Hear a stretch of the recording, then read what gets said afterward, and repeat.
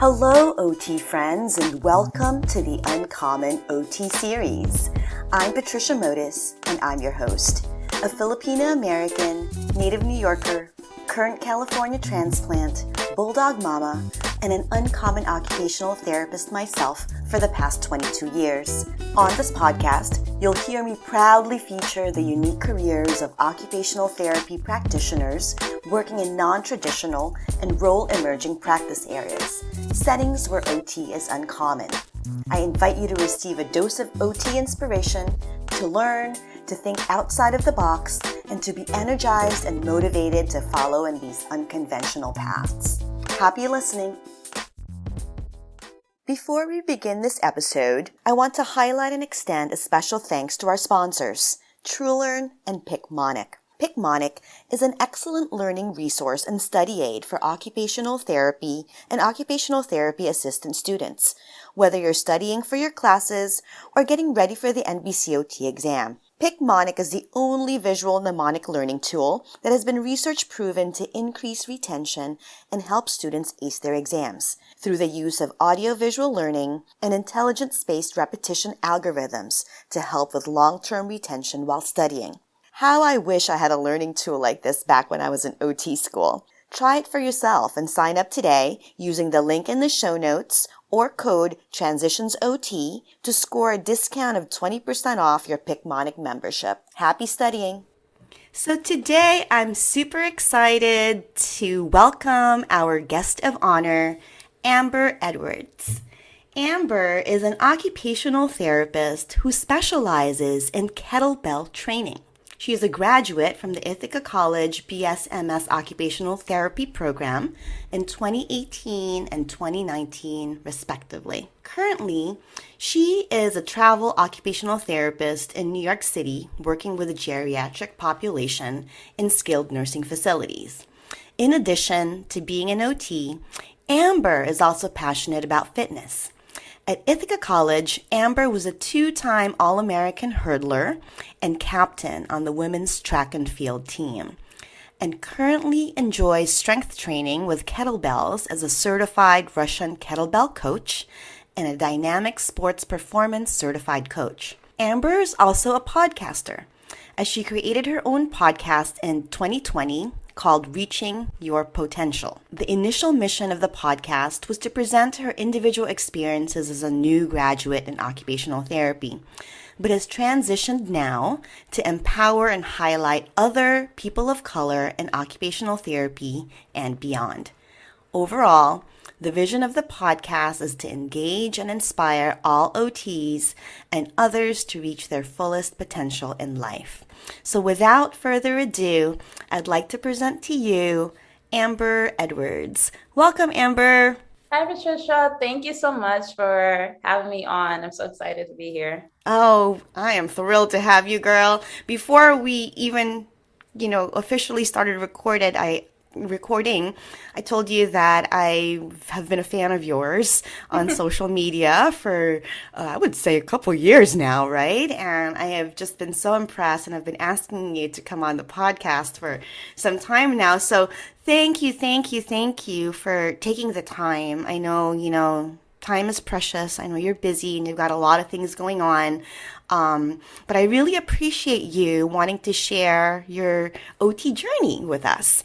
I know you haven't been an OT for very, very long, right? But I think that your understanding and how you're applying your occupational therapy lens into your practice today is something that, I really want to showcase and share with the rest of the OT world. Oh, that's so sweet of you saying that. Wow. I don't even know what to say. Like, words can't even express how I feel about the words that you just said. And that gives me so much honor because, as you said, I haven't been an OT for too long. I just made 2 years officially in September. But the skills that I have and the knowledge that I have in terms of OT and with fitness and kettlebells and everything in between, it really makes me stand out as an OT, where a lot of people that I work with, they think that I've been an OT for longer than 2 years. So you have blended your passions, beautifully. And I want to show our listeners, how you got there, right? But as usual, before we get to all of that good stuff, I'd love for you just to tell us a little bit about yourself. Tell us a little bit about your background. Of course. So I was born and raised in the city, which we both are both from New York, which is so cool. Woohoo! And I was born in Brooklyn, New York. Currently live in Queens. I've been living in Queens majority of my life. And I started getting into like fitness and just moving my body since I was a child. I did karate for like over 6 years, and I started track and field when I was 12 years old, and that was kind of like the rest was history. I did track from middle school all the way through college, and it was something that played a huge identity for me. It was basically like my meaningful occupation was running track and field, honestly. So from there, I was, especially in college, that's when I saw a bigger passion because my coach saw so much potential in me because she was a hurdler at the same college and I was a hurdler, didn't really have a hurdle coach in high school. So having a college coach that specialized in hurdles and saw the potential of me going to nationals and all these other big accomplishments that I thought I could never achieve, she saw it in me. And from working hard and doing strength training and committing to the program, I saw the results from there. And once I finished Ithaca in its entirety, getting both my bachelor's and master's degree, I came back home and I was still trying to perform the same way that I did when I was in college. And it was draining. I didn't really have the motivation to really work out as intense anymore because I didn't see the purpose for it anymore. Like I wasn't competing anymore. And I love to compete, but I didn't like to train. So like the training part is the hard part. You know, you have to run consistently. You have to run certain times. And there was a point after post grad year, I was trying to still train for track to compete, but it was just too much. Especially being a new grad, OT, and things of that nature. So I was still lifting. I joined the gym. I was still getting relatively strong, but I still didn't feel like the of like the drive that I had when I did track. So 2020, and also in the midst of all this too, I was studying for my boards and I was also struggling to pass my boards at this time as well. Okay. I had to take my exam 4 times in order to pass. Okay. So 2019, I was still trying to pass. It wasn't passing. I actually stopped working out completely and started focusing solely on studying for this exam. Okay. So that was like something that I wish I never did. But of course, like you live and learn. So in 2020, still trying to pass this exam, not passing. Then the pandemic happened. And I was supposed to take my exam in April of 2020, but they canceled it. Yeah.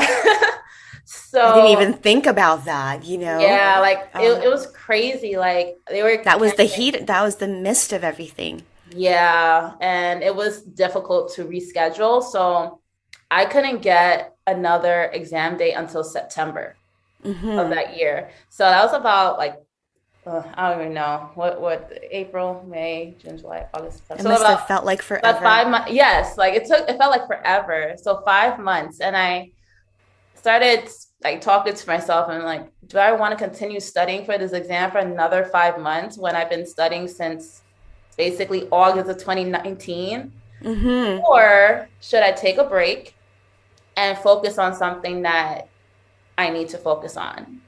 And I took the break. And I started focusing on my fitness. And that's when I created my Instagram page. In April 2020. And I was just posting my fitness workouts at home, whatever I was doing during the pandemic just to stay active. And I was honestly in close to the best shape of my life, literally close to when I was running track and field. during the pandemic when everyone else was gaining the 20, like pandemic The 20, COVID 20, yes. COVID 20, pandemic 20. I was very lean. I felt very strong without even going to the gym because I was very consistent in my fitness and my nutrition and all that stuff. So once I got back to studying, I was like very confident. I felt very good about myself. So when I took it in September, I passed with flying colors. Oh, And wow. it was just like such a nice like cycle through because I'm just like, wow, like fitness has helped me so much, not just like on a physical level, but on a mental level. Just to gain that Absolutely. confidence in myself again, because I really lost that confidence in like pursuing OT in its entirety. I'm like, maybe Yes. OT is not for me. I don't know Aw. why I'm not passing.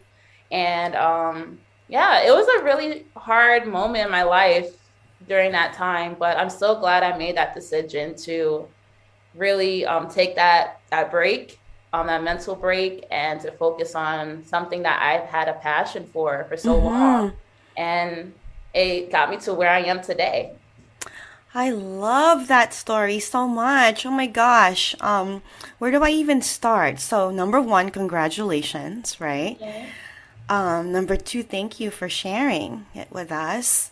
Yeah, it's not easy to talk about, difficulties like that, right? But I love how you turned your challenge and really what I heard was in fact you dug deep, you dug deep and you found your strengths, right? So in your athleticism, in your trainings, all, growing up, I mean, in that discipline, I think it's that same discipline that also, helped kind of bring back that whole your love for fitness and kind of reignite that. And then at the same time, that fueled you passing the exam. So I love that story. I love that circle, and I'm sure just at a certain point it was just test anxiety that was happening there. Like after you fail a couple of times, you're just like, oh my God, and so I love that you took that break, and that was probably in fact what helped you kind of cross that barrier, right? Or cross that hurdle. No pun intended. No, it was. I think because I was just constantly after taking the exam, getting my result, I went straight back into like studying mode because I was like, no, if I take the time to take a break, I feel like I was gonna lose everything, like lose all the Yeah. knowledge that I started gaining from studying, but it actually made me better taking that break. Yes. Oh, I love that story. So, yay, now you're here. Now you're Thank you. practicing. Yay. Now you're officially bridging your knowledge, right? Like just because you didn't pass that official exam, which is, I know, what sets you apart from a non-practicing clinician, but the knowledge was there, right? And the lens Right. was there. You learned that throughout your training and OT school and through field work and such. And here you are. You took it to here, right? So I know you shared a little bit about being an athlete growing up. Was there anything else that motivated you to start doing kettlebell training other than what you've already shared? I can definitely talk a little bit about the kettlebell thing. I don't think I mentioned that part because that was Okay. kind of after I passed my boards and I started getting to kettlebell training actually um I'll say March of 2021. So as I mentioned before, after graduating and stuff, I kind of hung up my spikes and just made it known that, I'm not going to compete anymore. And it was a hard transition for me after doing it for literally half my life. So I was able to go back to the gym. I kind of had that regimen going before entering my last time taking the exam. So I was already in like a routine in terms of going to the gym in the morning and getting my workouts in and all that stuff. So I was getting good results, but I still felt like I was missing a community. And that's what track brought for me. And I loved my track community so much that Whenever track meets, I knew people from everywhere, from club track to high school to college and beyond. Track was something that played an important role in my life. And I was missing that because I wasn't a part of it anymore. So once I started learning a little bit more about kettlebells, it was actually through one of my friends that went to my gym. She was really great at it. And I was like, can you teach me a few things? And the beauty about kettlebells is that there's so many different types of kettlebell training. So she was really into like juggling and like flipping the bells all over the place. And I'm like, this is so cool how you make this big object get around your body and catch it without hurting yourself. Like I was very impressed, and I was like, okay, can you teach me a few things? So she was willing to teach me a few stuff. And that's when I started investing in myself and brought like my own kettlebell and started practicing on my own. And then it was a blessing, I say. A kettlebell community called Sunday Swing started following my Instagram page. And I was like, what is this? Like Sunday Swings, New York City, whatever. So I looked at the page, and it was basically a kettlebell community in New York City that hosts kettlebell classes in the park in the summer, like every Saturday. And it looked really cool. Like it Not was like, Sunday? and Sundays. They actually do Sundays too. But they had it Saturdays and Sundays. And that's funny, like they do Saturdays and Sundays, but it's called Sunday Swings. Okay, just wondering because they call themselves Sunday Swing. Okay. Right, like, okay, that's odd. But yeah, like the community, based on the videos that they were posting, it looked like so much fun. And I was like, wow, there's a community out here that everybody is obsessed with this kettlebell, and maybe I want to be a part of it, but I'm not sure because I didn't know anyone at the time. So I was a little bit at unease to like join a community that I did not know anyone. And I wasn't sure if I wanted to like pay the ticket to go, and like, because like I didn't really know how to swing bells. I didn't want anybody to look at me like, why is she here? She doesn't know what she's doing. But I just made a mental note in my head. I'm like, hey, Amber, you need to just go and try it out. And if you don't like it, you never have to go back because they don't know you. So I'm like, okay, that makes sense, right? Like, it does. I've said that to myself a few times. Right. Like you never know until you try. And if you don't like it, just don't go back. So I went, and it changed my life. Here you are. Here I am with like 9 kettlebells on the side of my room. Okay. So let's take a quick step back. Just for some folks who may not know what kettlebells are, can you tell us what they are and what does it mean to be in kettlebell training? Yeah. So a kettlebell is a modality that is where the weight is actually in the shape of a ball, and there's a handle, they call it the horn. So I'm sure you probably can't see what I'm doing here, but it's easier to describe it. So it's basically a big ball, and there's a horn on top of it. So usually dumbbells, for example, barbells, those type of weights are symmetrical. There's the same type of weight on either side. But with the kettlebell, it's asymmetrical. All the weight is mostly at the bottom, at the base. And then the horn is just holding it, kind of like a bag or a pocketbook and things of that sort.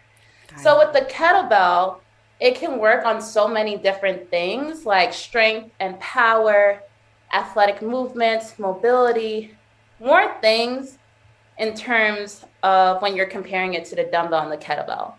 And they all contain of different also biomechanics as well. So you can't hold a dumbbell the same way as you hold a kettlebell. But then you start to have some imbalances in your biomechanics. You might strain different areas of your body because you're trying to move it the same way as a barbell or a kettlebell or a barbell or a dumbbell.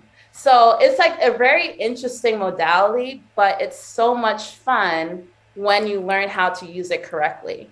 And I started learning more about it through taking the classes. and everybody is there to support one another, to learn from each other. And I don't know how many kettlebell classes I have taken, but I've taken so many that I learned so much to the point where I made the decision in 2022 of this year to get my kettlebell certification. And that consists of so many different things. You have to be able to demonstrate the foundational movements of the kettlebell. So you should know how to swing, how to clean it, how to snatch it, how to squat with it, perform a Turkish get up. These are probably all different terms. People have no idea what I'm talking about. I love them though. Yeah. And also you have to snatch the bell 100 times with your testing bell weight, which mine was a 16 kilo, which is about 35 pounds. And I had to snatch that 100 times in under 5 minutes. My goodness gracious. Yeah. Woo. So it was a lot of things that are requirements that you had to achieve in order to be RKC certified.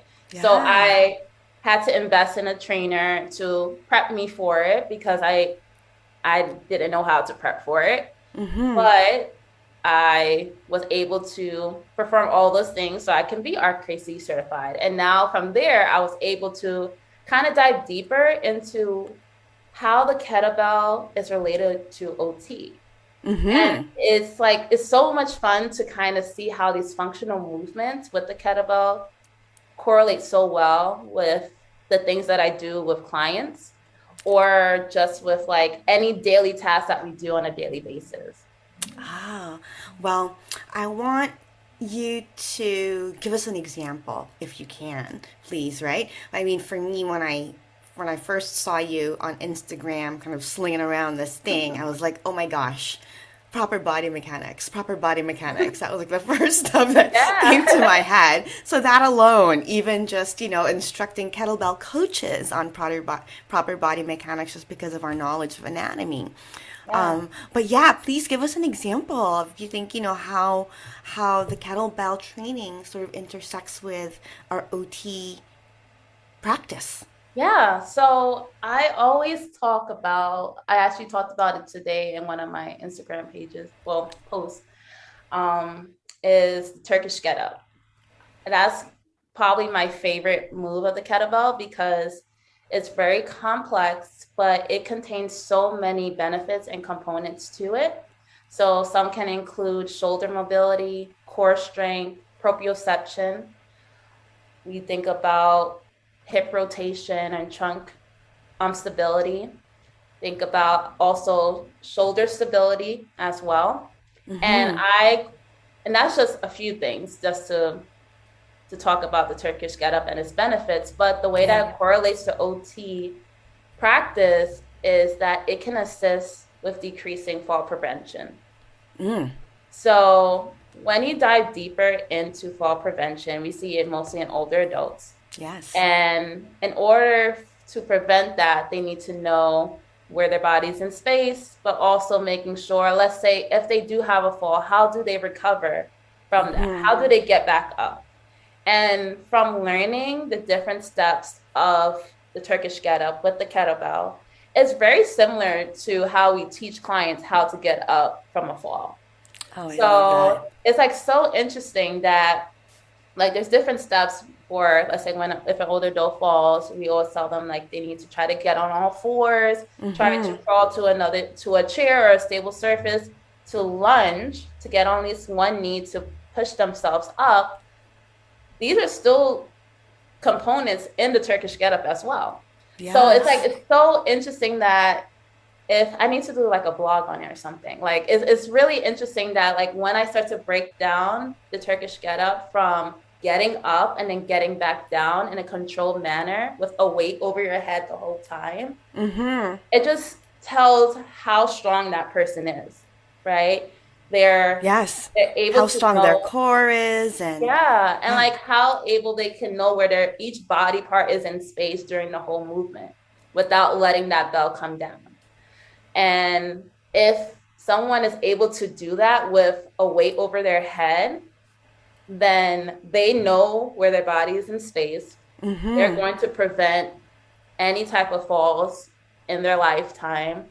they're also going to improve their posture as well as their shoulder stability. So rotator cuff tears are not even going to be a part An of the issue. conversation at all.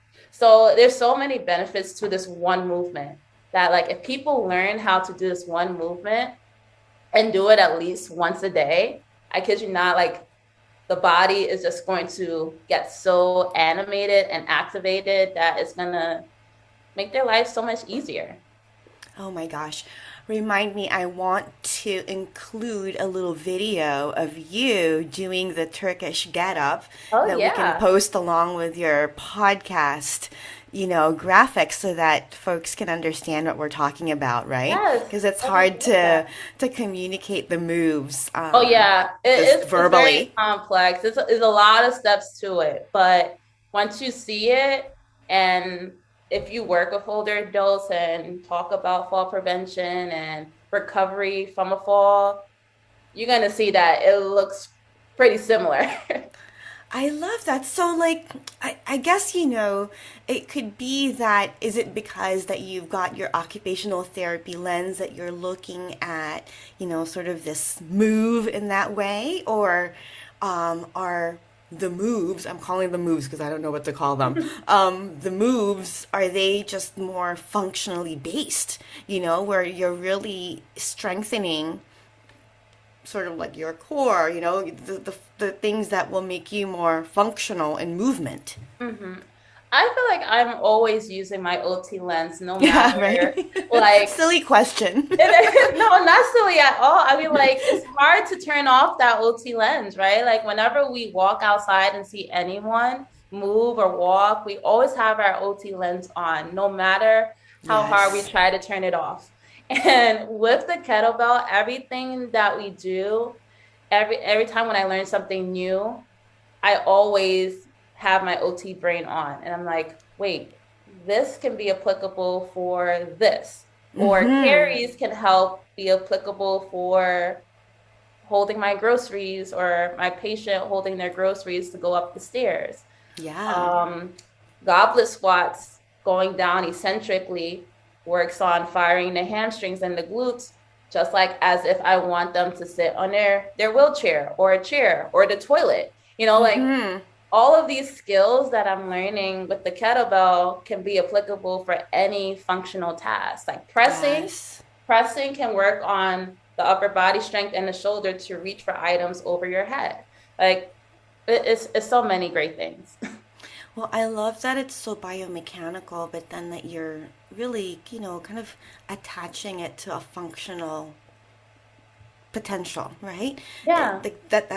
This is the biomechanical action, right? However, this is what would be required for you to be able to do this functional task, right? So this is so great. I'm sure students are just like, oh, I really, hope so. and I think it's so important, particularly in these, sort of non-traditional roles that we're taking on, right? How does it relate to OT? So I think you just made a really beautiful connection there, and in fact, gave our listeners some example. So thank you so much for that. Um, I think I would love for us to segue into, I guess, like, a typical day, right? What is a typical day like for you? I know you do a few different things. We're talking mostly about the kettlebell training stuff, but you're also a travel OT. You're also a podcaster. So I know that your week is kind of spicy. You can choose, whichever part of that you want to talk about. But yeah, typically speaking, what is your day composed of? And also, I want you to specifically talk about, specifically speaking, what do you do in a kettlebell session or a kettlebell day? Yeah, of course. So usually my day starts pretty early. I go to bed reasonably early because I go to the gym before work. So I'm in bed by at least 9 o'clock or 9:30, and I get up around 4:15 in the morning to get to the gym at 5. Ooh. So yeah, so I'm an early bird. I love getting my workouts in before work versus Mm-hmm. after because I'm usually tired. I don't want to work out after work, but also I may have a client to train afterward. Yeah, So got it. I rather get my workout in with no distractions, getting my day started on a high note to before I go to work. So after the gym, I'm leaving there around, let's say 7:20, 7:30 to get to work, which is about like 15 minutes away right now, based on my contract where I'm in right now. Nice. So it's nice. And I am there usually a full day, and it can consist of evaluations, of course, treatments, and sometimes some screens based on what's going on with the patient. Maybe they need to be picked up because they had a fall or they decline in ADLs. Anything, to be honest, whatever the nurses see a decline in some type of function, they usually ask us to screen. And based on that screen, they most likely will get picked up so they can continue on with occupational therapy to get them back to their prior level of functioning. Usually we have a transporter, which is nice because she does help out a lot in terms of creating the wheelchairs for us and giving the appropriate cushions. So that's one less thing for me to do, which I'm really happy about. And I am like all over the place at this specific SNF because they have two buildings that's across from each other. So the long-term patients are in one building and the short-term are in the other. So I'm kind of going back and forth, or I start in the short-term building and then finish my day in the long-term building, or vice versa, depending on who's ready at the time. But that's nice. That's a nice variety too, though. Yeah, I do like it because I do like to keep moving. Usually the SNFs that I have worked in, they are usually bigger facilities, like 7 floors or more. So I usually take the stairs a lot, but with this facility, it's so small. It's only like 2 flights of each building. So it's a really small. That's all? So you're not even getting your workout on in the middle of the day. Right, exactly. So I get my walks in, like if I go from building to building, but that's why I really take at heart to go into the gym to work out because I don't get my steps in. Oh my gosh. Well, again, that just, speaks to your dedication and your discipline and passion for the fitness portion of things, right? You're right. But just to also clarify, the SNF work is a travel assignment. Yes, it is. So like right now I'm in Long Island for this contract. And usually my contracts are approximately 13 weeks. But for this one, it's double. So I've been there for almost 6 months, which has been a long time. Is that good? Is that what you wanted? To be honest, I was unsure about it at first because I never did a 26-week contract before. So I started Travel OT in January this year, and they've been roughly 13 weeks or shorter based on like the contracts between the facility and the agency and all this different stuff. So I was expecting a 13-week contract, but then they asked for 26. And I was like, I'm not sure. But my recruiter told me, like, if I feel like I want to leave at any time, just let him know. And I have the right of way to just give 2 weeks if I didn't want to stay. But I end up loving it. Like I love the facility. I love my patients. I love the people that I work with. Like they're a great group of people. So I didn't mind staying longer. And I'm sad to actually leave. I'm leaving next month. So it's like, yeah. And where are you off to next month? I am in the process of going to Georgia. And I think the plan is an outpatient clinic right now. So fingers crossed that is all solidified and ready to go. But right now I'm speaking it into existence. I'll be in Georgia for an outpatient clinic for the next 13 weeks, starting in December.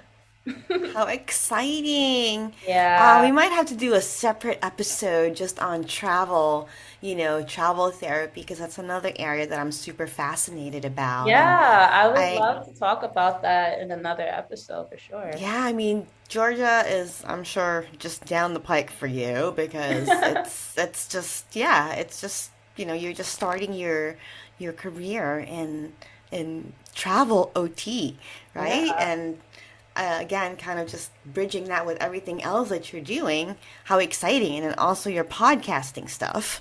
I know. Oh my goodness. Yeah. That too. It's so many different things, like even after my day at work, I'm still doing things. So like I always tell my coworkers, like, even if I'm leaving, let's say quote unquote early, I'm still busy after work. Yes. So sometimes I train clients either at their house and I provide kettlebell training there because they have kettlebells there. And every session for a client will look different based on their needs or their goals. We always talk about these things prior to me actually training them. I do an evaluation. Yep. A little bit different than the typical one with my older adults, but still seeing how they move, see if they have any injuries, what are their goals in terms of strength or weight loss or muscle gain, things of that nature.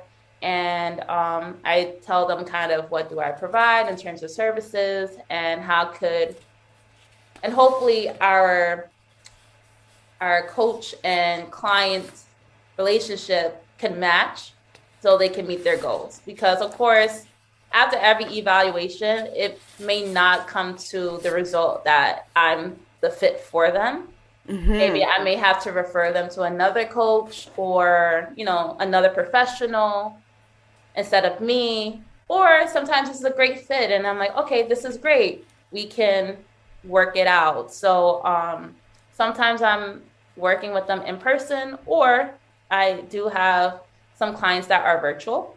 So I provide kettlebell services that way virtually. I'm able to kind of have my own open space where I have kettlebells at my house where I can demonstrate the movements to my clients without them getting confused as well, because it's hard to explain what to do, especially with kettlebells, if you don't demonstrate it first or able to really give them the proper cueing in order to get it correctly, right? So of course, using my OT brain, it works fantastic with it because I know the questions to ask them, what are they feeling? Are they feeling it in their lower back or are they feeling it in their core? When they're pressing, do they feel a pulling or do they feel everything is engaged in terms of like their shoulder, their back, their lats, things of that nature? So it's a lot of me communicating and making sure that they're feeling the right things and not feeling the bad things. Absolutely. Because I never want any of my clients to get injured based on my coaching or based on improper form. Yes. So, yeah. And that's when your skill set comes in, right? Exactly. Understanding the precautions. And that's what makes you really well suited and probably a more effective kettlebell coach. Yeah. And like I love like seeing my clients' eyes like pop up because, something finally clicks maybe like in the middle of the session because of something I said, or one little tweak in like their form made a huge difference. Like, whoa, now I feel it. And it was just like this one little adjustment that I like, or suggestion for them to do in order to get more power in their swing or more power in their snatch or, or something to feel more comfortable in their Turkish getup and things of that nature. So in terms of like Turkish getups, I remember I spent a couple of sessions with one of my clients just teaching her how to do the Turkish getup because it's so complex. And I love it because it kind of gives me ideas of other exercises I can provide for her if a certain part of the Turkish getup is difficult. So, for example, modifying it. Yeah, modifying it and adapting or just breaking down the task, right? Chunking it into different parts and just focusing and practicing that one part of the Turkish getup so she feels comfortable before we get to the next step. Got So it. like we did a lot of like for example, she had a lot of trouble with the hinging part of the Turkish get up and even lunging to stand back up with the bell overhead. So we did a Mm-hmm. lot of overhead movements. We did a lot of overhead carries, overhead marches, and even just reverse lunging, just for her to get comfortable with getting from a lunge position to standing back up. And from that, Mm-hmm.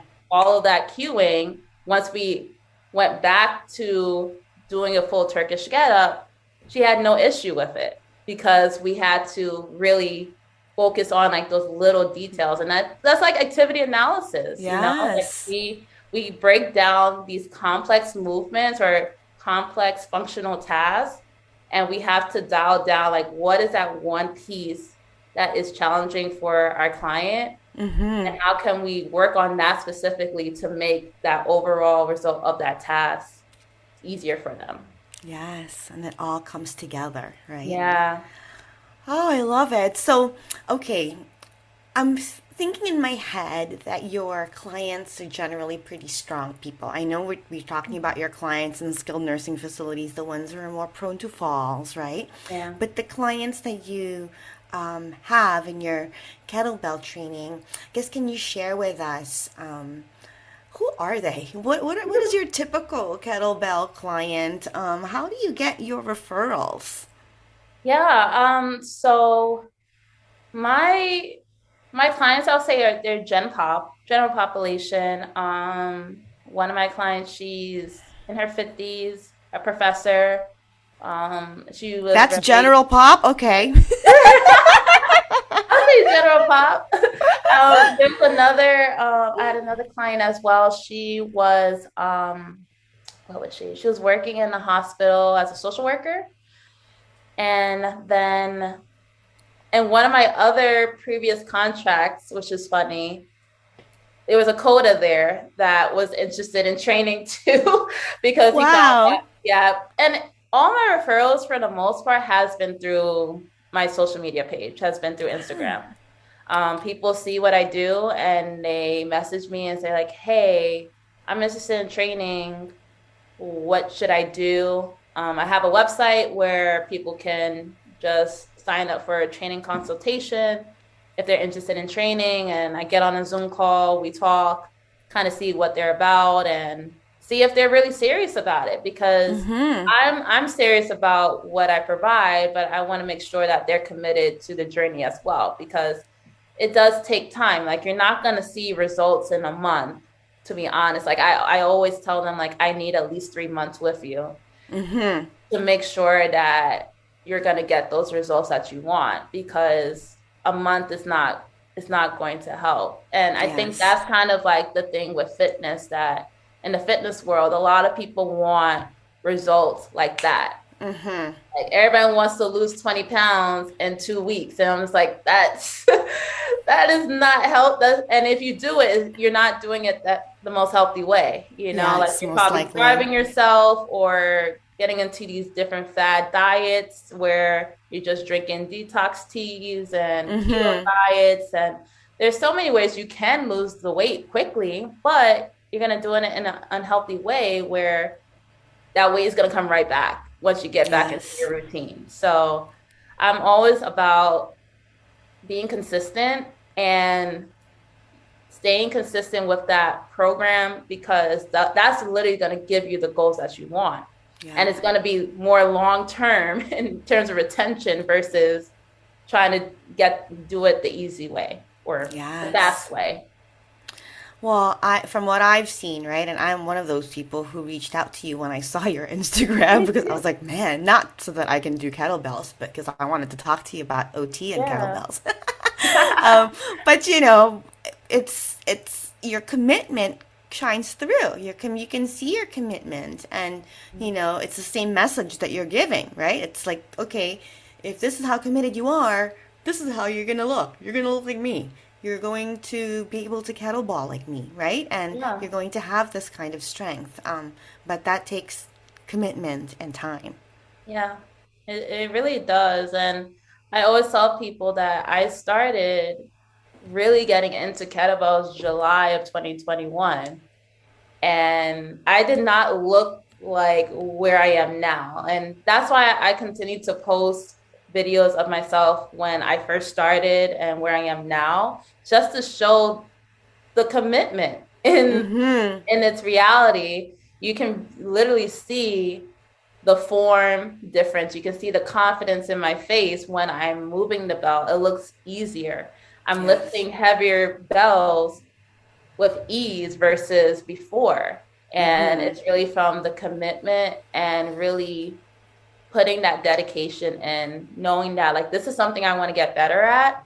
And the only way I can get better is to practice it. And with the clients that I have, whatever they're doing, I'm doing the same thing.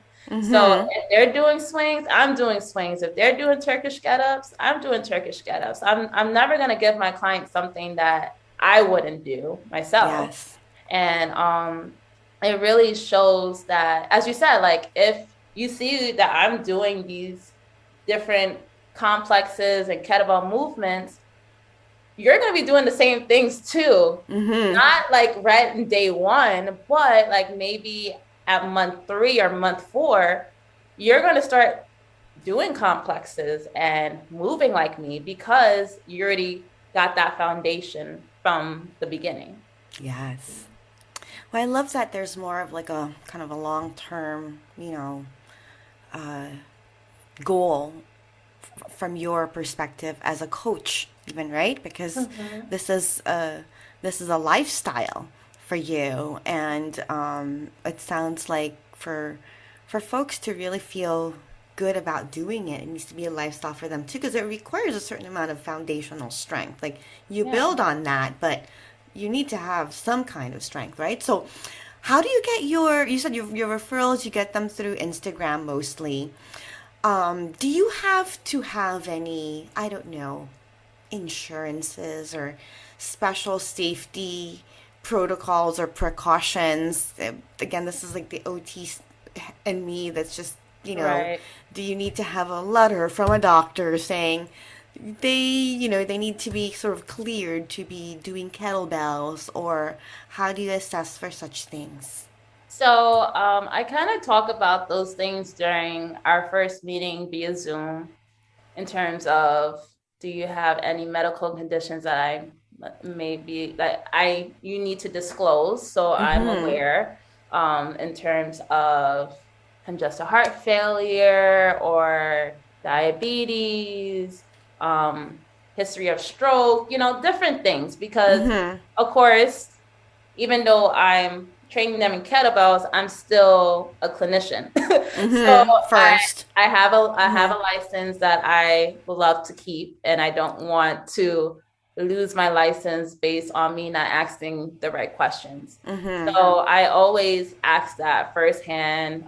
Is there any medical diagnosis that I need to be aware about? Have you had any surgeries in the past couple of months that were very intense, like a cabbage type of thing? Like, Yes. I need to know, because that's going to be a contraindication for kettlebells, because kettlebells are such an intense movement, swinging and snatching heavy things around, and you're not suited for that.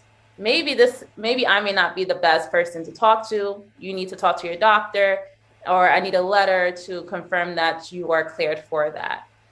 So I definitely do mention that. And I also put in a little form, whoever is interested in training, that I am a health professional, and I am putting it out there that kettlebells is an intense exercise to do, and it's very there are risks for it. So I always put that out there. I put a liability form as well, that anything in terms of any injuries that may occur during our session, like I'm not liable for that. That Good to know. and I also have what they call it. Liability insurance? Yes, I also have liability insurance as well. So I make sure I have all that already, like written down. I have the liability insurance as well, in case for some reason someone wants to sue me based on Mm-hmm. injury or whatever, you know, Yes. I try my best to keep my clients as safe as possible because their health and their safety matters like so much to me. Like, I don't Yes. care how little the belt is. Like, I don't need you to be swinging something heavier just because it's heavy. Like, if you can't Mm-hmm. control that weight, then you're not ready for it. Yeah. Well, thank you for sharing that with us. Yeah, I'm sure folks are curious about what you had to put into place. So it's also great to hear that you're fully covered just in case, Mm-hmm. right? Yeah. Can we switch gears to money matters?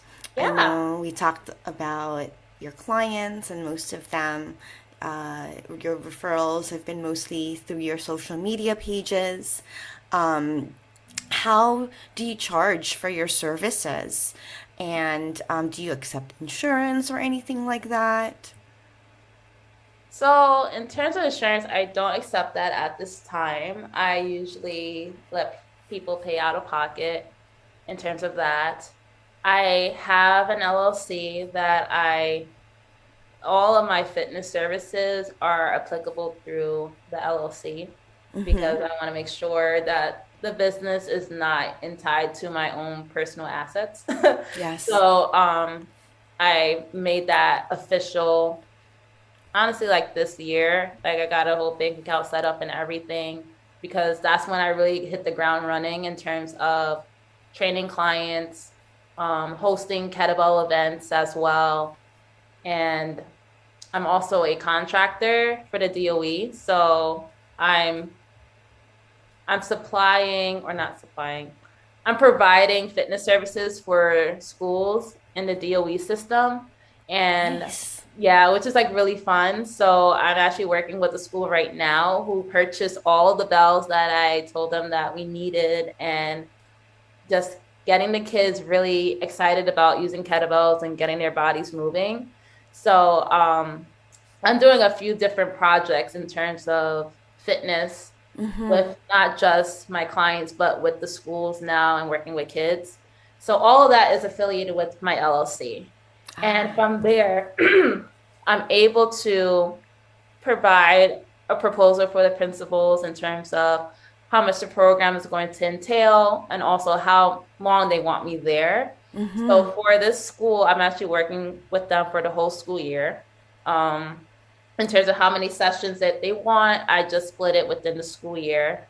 But not every school may want me for the whole year. Maybe they only Mm-hmm. want half the year or Yeah. maybe just a month.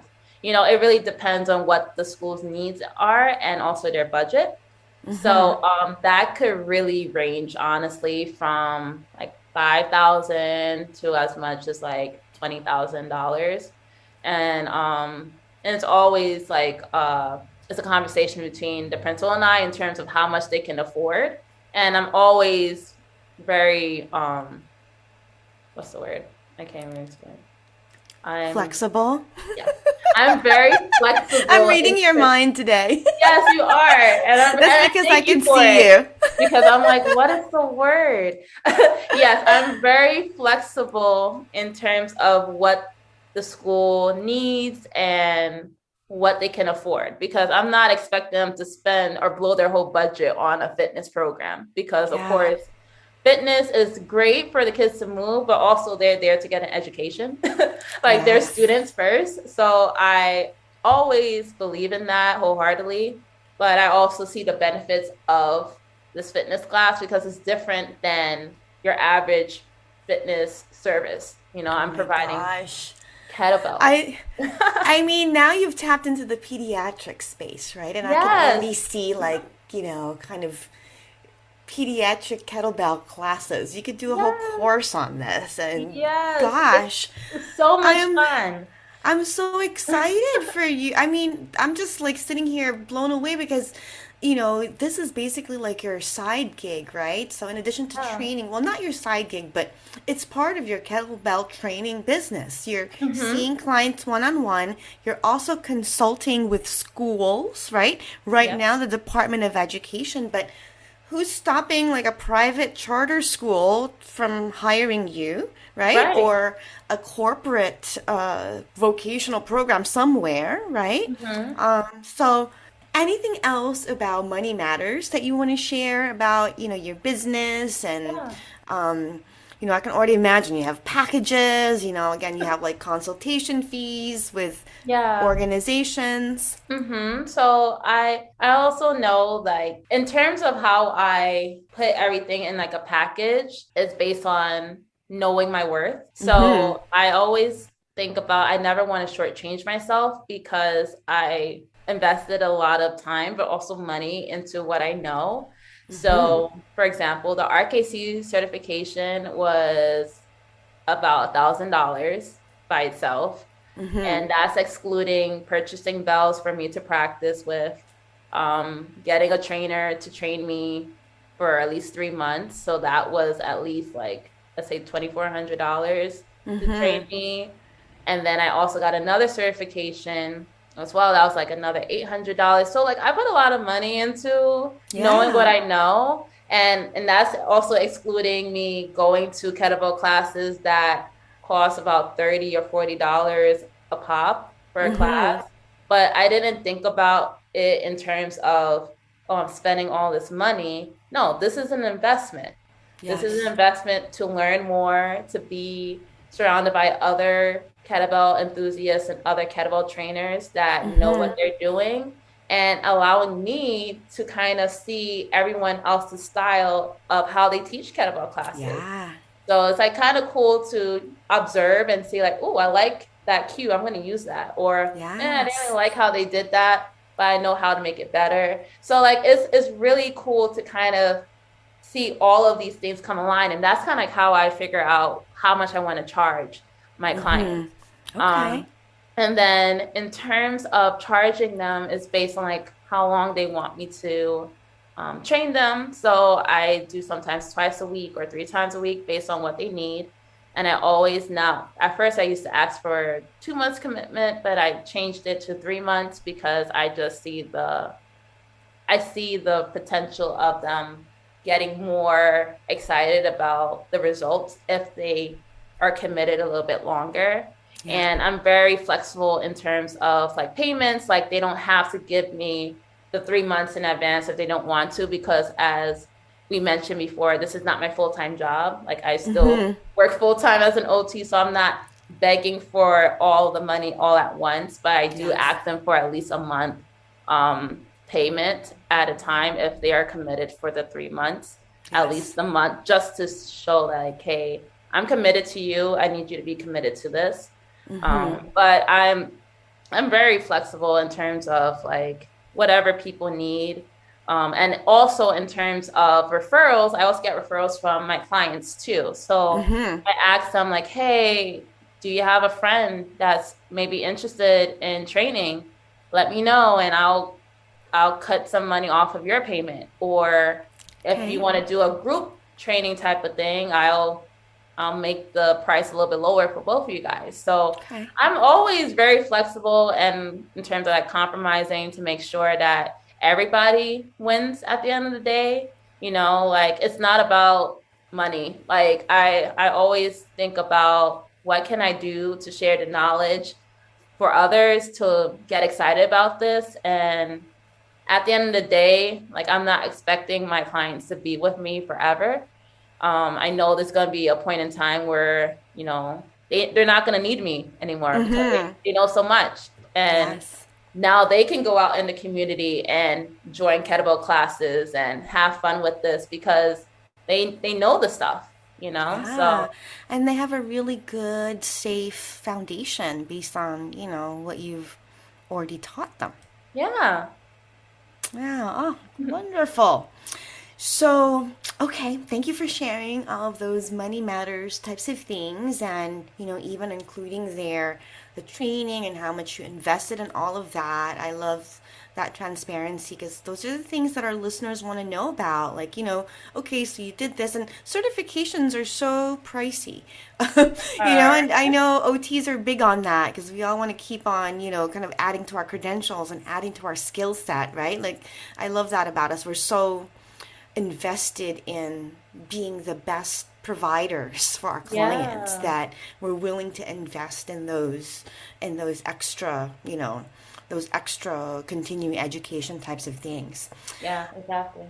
Aside from getting that extra education, right, so that you feel like you're more skilled in that area, do you have any other career advice for our listeners if they're interested in following your path? I'm guessing there are listeners out there who are fitness enthusiasts, right, or ex-athletes, right, who really are into fitness, and I feel like you kind of fit all of those categories. You're an ex-athlete, you're a fitness enthusiast, and here you're an OT, and you've somehow done this beautiful job of, again, blending all of your passions. So do you have any advice for our listeners who are interested in following that path?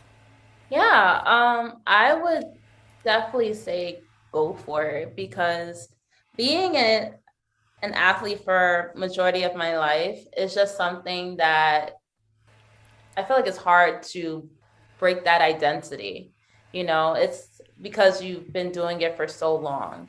And I've had people reach out to me and say like, hey, I want to do what you're doing. Like, I want to combine fitness and OT. And I see that you're doing it and it looks great. Like, how do I do that?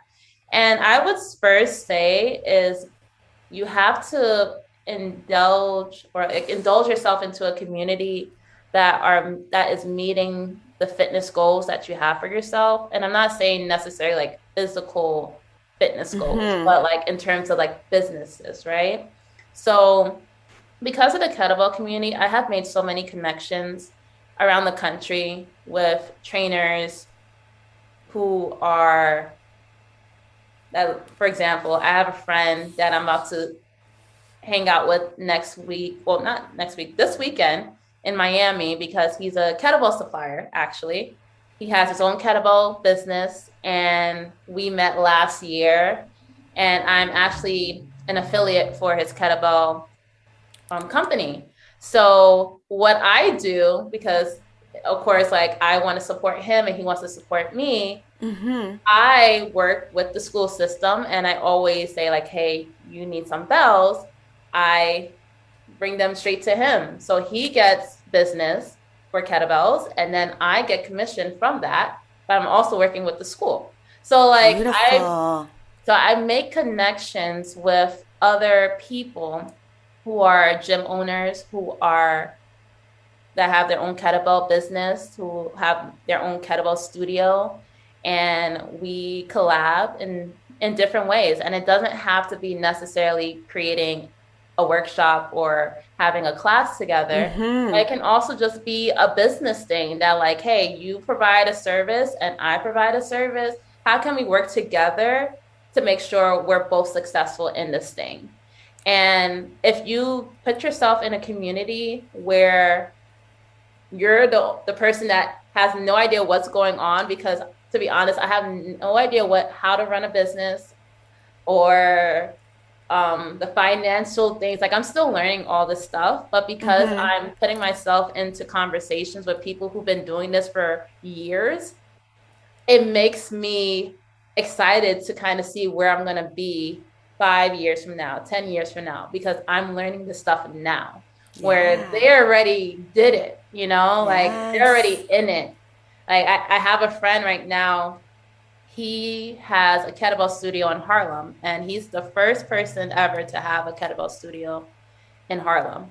So he's known to be the first, and his studio just opened up this year and it's booming. Like, everybody loves the studio. He has so many like supporters for it. And because he's doing that, we always have conversations about how he did it. And this is not his first studio he opened up. He had one during the pandemic, but he had to close that down. So this was like a nice start to kind of, hit the ground running with an actual in-person studio, and specifically for kettlebells.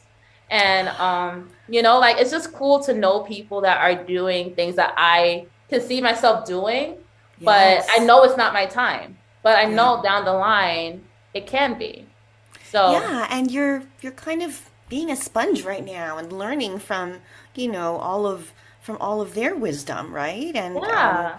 even, so I'm hearing networking here. Networking with the right people, networking with people who have done it before, right? Yeah. Who are in the industry, right? Doesn't have to be, again, as a client, but someone that you can collaborate with on another level. Yeah. That's like the best advice, or probably the only advice I can give in terms of if you want to combine OT and fitness, is really get into that community and network as much as you can and just be genuine. I feel like all OTs that I have met are just genuine, authentic people that Yeah. we just love what we do, and people are going to feel that vibe from the first moment they talk to you. So as long as you show up as your true authentic self, when you're networking, when you're just talking, just getting to know one another, they're going to feel that out, and they're going to start inviting you to different events. They're going to, hey, like, if let's say you have a friend that's out in California and they're like, hey, anytime you come to California, I got you. Don't worry about anything. Like I have friends that do that for me because we made those connections through kettlebells and fitness. And they know that like they can always reach out to me if they need assistance and vice versa. And it's crazy to think that I've only been in this kettlebell community for a little bit over a year, and I feel like I've known them for years. Almost feels like you were destined to do this, I know, it's crazy. Yeah, it was, yeah, I feel like you were destined for it. And again, when our listeners see your Instagram page and when they have a visual of you doing the kettlebells, snatching and all those moves that you talked about, I'm learning so much.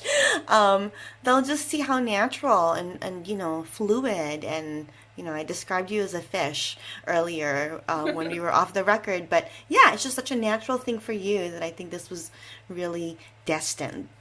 So, are there any common myths or misconceptions about the current role, the uncommon OT role that you have that you want to demystify? Yeah, I think I got one, because I always hear this a lot. A lot of people that combine fitness with any other, I guess, like a health profession are mostly physical therapists, right? So in terms of, and I know a lot of PTs specifically in the fitness world because they work in athletic performance clinics or gyms and things of that nature as a physical therapist. And I think that's so cool. And it's so unfortunate that you don't really see occupational therapists in those settings. And I want to demystify that OTs can't work in those settings. OTs or people can benefit from working with OTs in athletic performance clinics. Yes. Because we have such a different lens where we can, as we talked about before, break down activities in a way that we can pinpoint exactly what the issue is and focus on those specific movements to make that activity easier or better for them. Yeah. And for some reason, it's so hard to find physicians at these type of settings as an OT.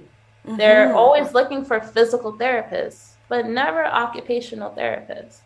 So do you get asked all the time if you're a PT? Yes, all the time. Everybody thinks I'm a PT. And I'm like, nope, I'm not. I'm an OT. And I'm proud to say I'm an OT. It's like that forever fight, right? No, I'm not a PT. I'm an OT. I'm an OT. And I'm one of the few OTs that I know in the kettlebell community that do kettlebells. I actually know one other OT who is RKC certified. She's also a certified personal coach as well. So it's so nice to talk to her a lot because how fun. I was just like smiling here going, oh my gosh, I'm so glad you two met and connected. Yes, and we connected through Instagram. Actually, it's so funny. We connected through Instagram. She's in the city as well. I found out she was an OT, and we ended up going to a kettlebell class together, and we just the rest was history. Like our conversation Oh, was so long because we were just so happy that we were both OTs in fitness, and the need for OTs in fitness is needed, yes, you know? absolutely. Well, you are there. You are showing up, for us OTs, and I love that.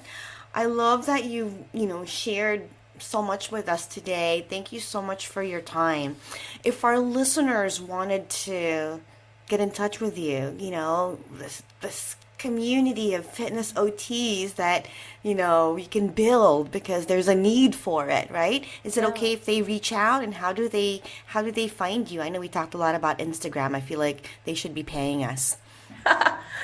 Of course. So if you are interested in having any conversations in terms of fitness or kettlebell training and how to combine the two with OT, you can follow me on Instagram, which is Thick and Fit, AMB, so not and. So a little pun into that. Or you can email me at a.edwards.otrl@gmail.com. And then I have a website where I basically have all of those different services and more information if you want things in a more visual sense as well, which is www.thickandfit.com. I will have everything listed. Don't worry about the spelling. So everyone will have the link so they can find you when they need to. And thank you for being open to our listeners to contacting you. Of course, we need to create that community, like you said. Yeah, and I think you're a great person to lead that community. You are such an inspiration. I can't say enough about how really you've tapped into all of your strengths, right? Your discipline, your athleticism, your ability to show up. Maybe those are traits and characteristics that have strengthened through those occupations, right? But I think in your business and in what you're training people to do, showing up is probably the hardest part, right? And then showing up consistently is then the next message that you're showing.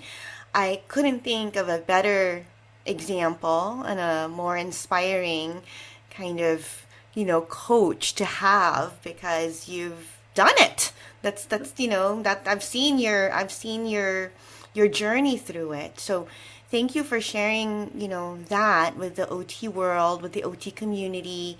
You're inspiring so many out there who are, really have similar, if not the same passions as you. Thank you so much, Patricia, for like first having this platform to showcase other OTs doing uncommon things, because I feel that in OT school we kind of just talk about traditional things or the traditional settings all the time, but even being an OT for only 2 years and meeting OTs like you and other OTs around the world that are doing uncommon things that I'm like, wait, I didn't even know we could do that. That's so cool. And because of that, that really made me push more into combining OT and fitness. Like even with my page, I didn't initially I didn't talk about OT at all on my fitness page. And I kind of just started like putting it in there. Like on Tuesdays, I'll do like my OT reels and, Mm-hmm. you know, I make know it a those. thing.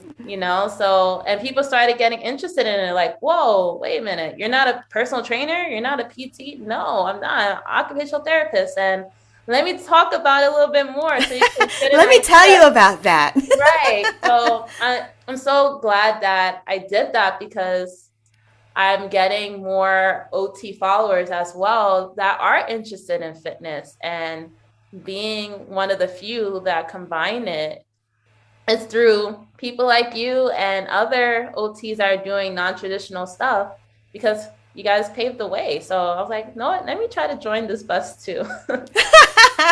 Well, you just hopped right on and now you're just, cruising now. And, it's so cool what you've done. Again, another thing that we may not have mentioned is, the fact that you don't have to have been an OT for 20,000 years to, be exploring entrepreneurial things, right? Or to try uncommon paths. I mean, here you are, you're a relatively recent grad, you've only practiced for so long, but again, you're bridging your passion, things that you have other skills, not just about the OT foundation stuff, right? It's, Right. What we're talking about here is you combining that with your passion and love for something else, and then using your OT lens and that in your practice. So, again, we love you for sharing your story and wish you all the best for the future.